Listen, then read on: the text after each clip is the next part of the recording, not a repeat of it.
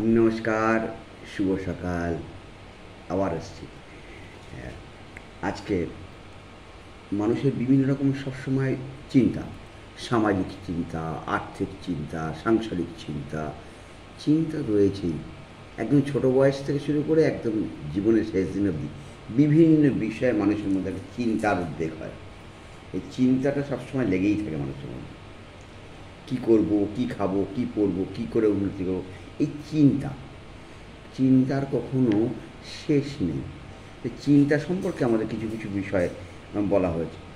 শরীর নির্বাহের জন্য চিন্তা বা ভাবনা করার কোনো প্রয়োজন নেই, কিন্তু শরীর নাশ করার পর কি হবে সেই বিষয়ে ভেবে দেখো, সেটা খুবই আবশ্যক দরকার। এই যতক্ষণ শরীর আছে কীভাবে এই শরীরটা চালাবো, ঠিক দুটো হাত, দুটো পা, দুটো চোখ, দুটো কান, এইভাবে যখন আমাকে দেহটা তিনি দিয়েছেন শরীরটা চালানোর জন্য, তার কোনো না কোনো পথ তিনি আমাকে দেখাবেন। শরীর নিয়ে চিন্তা করার দরকার নেই, ঠিক কোনো না কোনোভাবেই শরীর নির্বাহ হয়ে যাবে।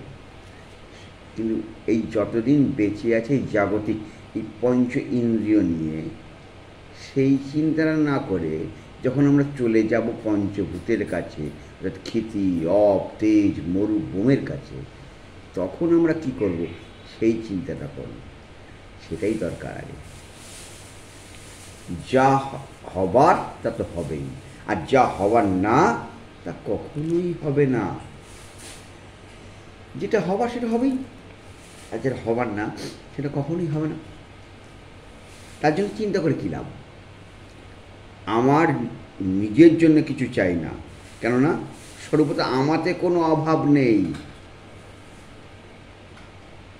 এবং শরীরের যা প্রয়োজন তা ভাগ্য অনুসারে পূর্ব নির্ধারিত হয়েই আছে। তাহলে চিন্তা কিসের? ভগবানের পক্ষ থেকে আমাদের জীবন নির্বাহের ব্যবস্থা তো করতেই হবে, এবং সে করার জন্য বলাই আছে। যাতে ভোগ বিলাসকে কিন্তু কোনো ব্যবস্থা নেই। আমি যেরকম কর্ম করব সেরকমভাবেই আমি থাকব। আমার কাছে প্রচুর অর্থ হয়েছে, আমি কোটি কোটি টাকার মালিক, আমি এই পার্থিব কিছু ভোগ করব। সুখ কি?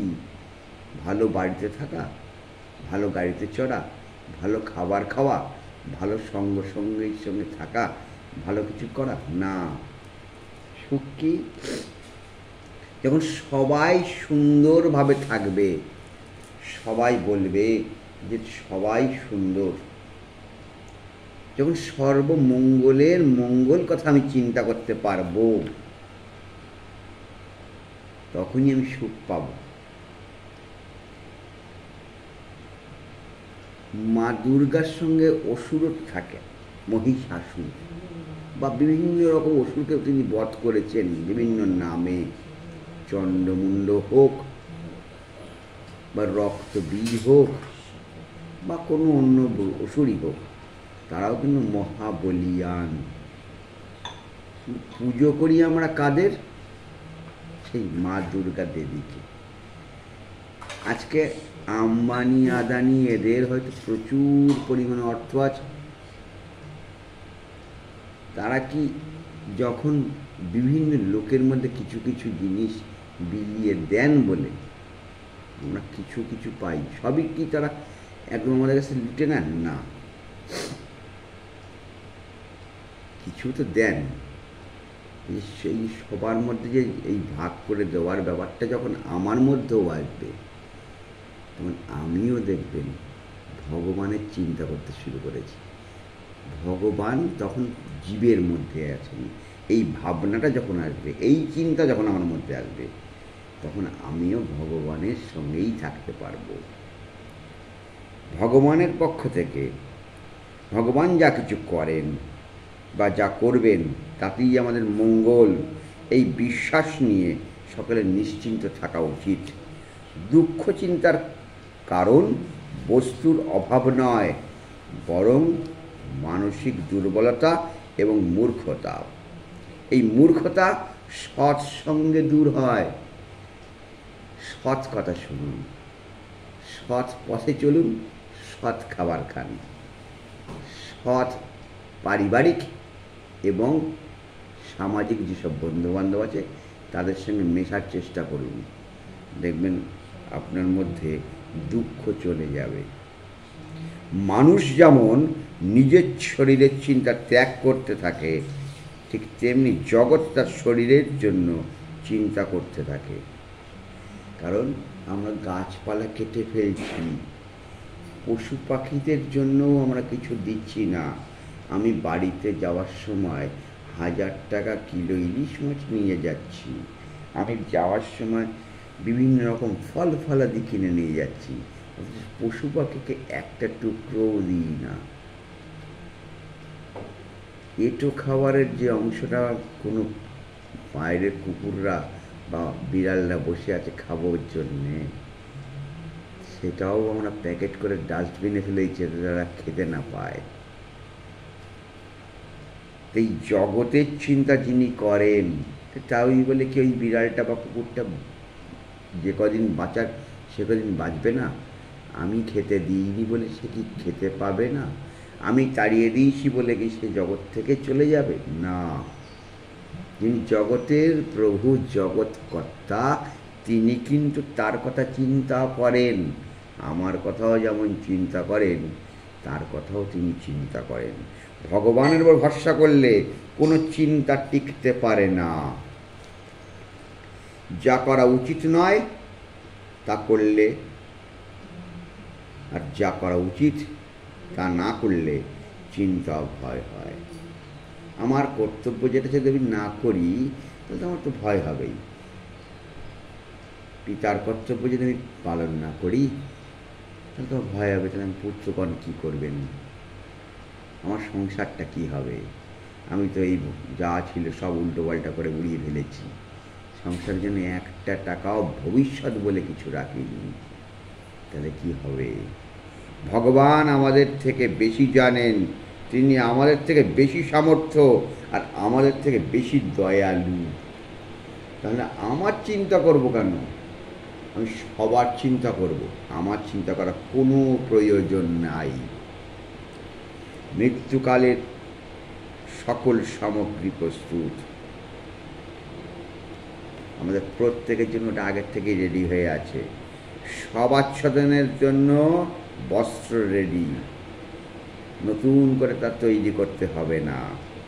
ওঠাবার জন্য লোকজন নতুন করে জন্মাতে হবে না। পোড়াবার জায়গাও ঠিক আছে, নতুন করে আর তৈরি করতে হবে না। কাঠ সেও তৈরি করা আছে, নতুন করে গাছ তার জন্য আমার লাগাতে হবে না। কারণ শ্বাস বন্ধ হওয়ার অপেক্ষা, আর শ্বাস বন্ধ হলেই সব সামগ্রী একটু একটু করে জুটে যাবে। নিশ্চিন্তে বসে আছো কী করে? তাহলে সতর্ক হও, এই সংসারে চিরকাল থাকা যাবে না, এখানে কেবল মরণশীলরাই থাকে। তাহলে পা ছড়িয়ে বসে কি করবে? একবার ভাবো, এই সব দিন কি সবসময় একভাবেই কি আমি পাবো? এখানে বাড়ি নির্মাণ করেছো, সেটাকে সাজাচ্ছ, সংগ্রহ করছো, কিন্তু নিজের মৃত্যুর দিকে যে এগিয়ে চলেছ, যেখানে যাবে সেই জায়গাটাকে ঠিক আছে? ঠিক সময়ে গাড়ি ছাড়বে, আর আগে থেকেই তাই সাবধান হতে হবে। সুতরাং মৃত্যুরূপী গাড়ি ছাড়ার আগে নির্দিষ্ট সময় নেই যা কোনো যখন তখন ছেড়ে দিতে পারে, কোনো টাইমে ছাড়ে না। যখন তার জন্য সেই জন্য সে সবাইকে সেই অনির্দিষ্ট সময়ে ছাড়া গাড়ির জন্যে সর্বদাই সাবধান থাকতে হবে, কারণ এটা নিশ্চিত নয় করবো, এটা নিশ্চিত না আমি এটা আমি এই কাজটা আমি করতেই পারবো না, কেউ নিশ্চিত নয় সেটা। রাবণ রাজা বলেছিলেন, কিন্তু সারা পৃথিবীর উপর অধিপত্য পেয়ে গেছিলেন প্রায়, যে আমি স্বর্গের থেকে আমার এই রাবণ রাজ থেকে একদম স্বর্গ সিঁড়ি বানাবো, কালকেই বানিয়ে ফেলবো। এই রাবণের কাল সে আর শেষ হয়নি। রাবণ কিন্তু সেই সিঁড়ি বানাতে পারেনি। রাবণ যদি ইচ্ছা করতেন সত্যি পারতেন বানাতে। ভগবানকে তোমরা দেখতে পাও না, ভগবান তোমাদের সর্বদাই দেখছেন। সে আসবে, সে যাবে, এটাই তো নিয়ম। যে এখানে এসছেন সে ওখানে যেতেই হবে। জন্মালে মৃত্যু অবশ্যম্ভাবী, এটাই পৃথিবীর সব থেকে সত্য। এর থেকে বড় সত্য আর কিছু হতে পারে না। কালরূপী অগ্নিতে অনবরত সব কিছু জ্বলছে, তাহলে কিসের ভরসা করব, কিসের ইচ্ছা করব? ভেবে দেখো যে নিজের বলে নিজের কে আছে? আমার সব, এটা আমার, ওটা আমার, ওটা আমার। তোমার নিজের কি আছে? যদি এখনই মৃত্যু আসে, তাহলে কেউ কি আমাকে সাহায্য করতে পারবে? কেউ কি আমাকে ওই সময় থেকে সরিয়ে আর একটা সময় আমাকে নিয়ে যেতে পারবে? জন্মদিন এলে খুব আহ্লাদ করে আমি এত বছরের হলাম, বাস্তবে অত বছরের কিন্তু আমরা হইনি। এতগুলো বছর আমি মরে গেছে, আমাদের বয়স থেকে এতগুলো বছর কমে গেছে, আমি মৃত্যুর কাছাকাছি এগিয়ে যাচ্ছি। শিশু জন্মাবার পর সে বড় হবে কি না, বড় হলে পড়াশোনা করবে কি না, তার বিবাহ হবে কি না, ছেলে মেয়ে হবে কি না, ধন সম্পত্তি হবে কি না, সব কিছুই সন্দেহ আছে। জ্যোতিষবাবুর কাছে গেলা হলো, আচার্যবাবু অনেক কিছু ডেকে উকে লিখে টিকে অনেক কিছু দিলেন, এই সময় এই হবে, ওই সময় হবে, সেই সময়তেই হবে, অনেক কিছু লিখে বললেন যে এই হবে। তিনি বললেন এই অবধি তার পরমায়ু আছে, সেটাও লিখে দিলেন। তার কানে কানে কিছু বলে, আপনি তো এত কিছু লিখলেন, আপনি কবে কোথায় কিভাবে চলে যাবেন বলতে পারবেন না? যিনি জানেন, তার জ্ঞান চক্ষু আছে, তিনি তালিবস্বর শিব শিব। আর আমরা তালিবস্ব সব, আমাদের দুটো পাপ চক্ষু আছে, এতে শুধু কামনা বাসনা চাই চাই চাই আছে। আমাদের জ্ঞান চক্ষুটা যখন খুলবে, তখন আমাদের এই কর্ম করার শক্তি থাকবে না। তাই এখন থেকে প্রত্যেকেই একদম, যেদিন থেকে তার মুখে বল আসবে, উচিত প্রত্যেকেই সুন্দরভাবে ভগবানের নাম গান করুন। যার কোনো চাহিদা নেই সেই শিবকে ডাকুন।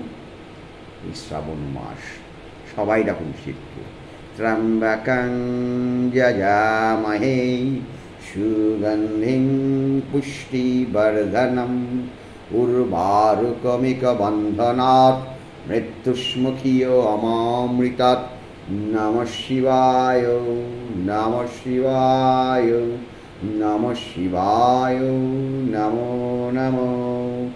ওম নিধনপতায় নমো নমঃ, নিধানপতান্তিকায় নমো নমঃ, ঊর্ধ্বায় নমো নমঃ, ঊর্ধ্বলিঙ্গায় নমো নমঃ, দিব্যায় নমো নমো, দিব্যলিঙ্গায় নমো নমো।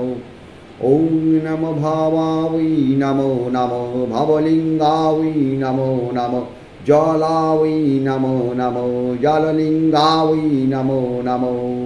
আত্মায় নমো নমো, আত্মলিঙ্গায় নমো নমো, পরমায় নমো নমো, পরমলিঙ্গায় নমো নমো। নমঃ শিবায়, নমঃ শিবায়, নমঃ শিবায়, নমো নমো।